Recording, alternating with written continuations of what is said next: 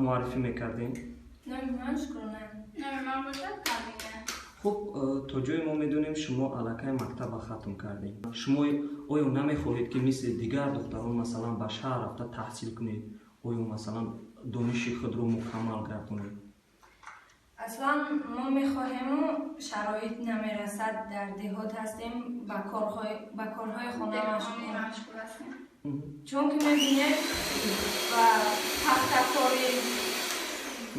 پختکاری کارهای خانه مشغول میشویم، ما روزی هستیم و شرایط نمیرسد. بعضی هاشا پدر مادرش نمیمونه و بعضی دیگرش خانه دارش ای سببی شرایط نهستنشون پدر مادرشون رو بعضی دیگرش مجبور میکند که خانه دار شود اویلا برپا کند نمیماند که خانه.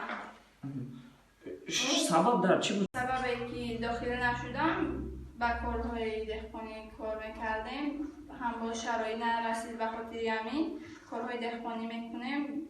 باز از سببی که عید نزدیک است، امروز فردا عید است، از همین سبب به کارهای دهقانی نرفته ایستادیم. باز کارهای دهقانی خودمش عموما شما در همه دهات با چه کارها باز بجز به صحرا رفتن با چه کارها مشغولید؟ مثلا به کارهای خانه و کارهای هم دهقانی میرسیم. باز میتوانیم که دوزندگری کنیم دیگر کار کنم چرا؟ یعنی از دستان هم مثلا این کارها هم میاد. عموما مراجعت کننده بسیار است و شما مثلا عموما لباس فرمایش میته برای دوختن بسیار است. اصلا کی هستن دیگر؟ اصلا این خیلی از سببی که در یکانجا کار داخلی شده نیستیم خیلی دیدیم، فقط برای همین خانواده خودمان نیست.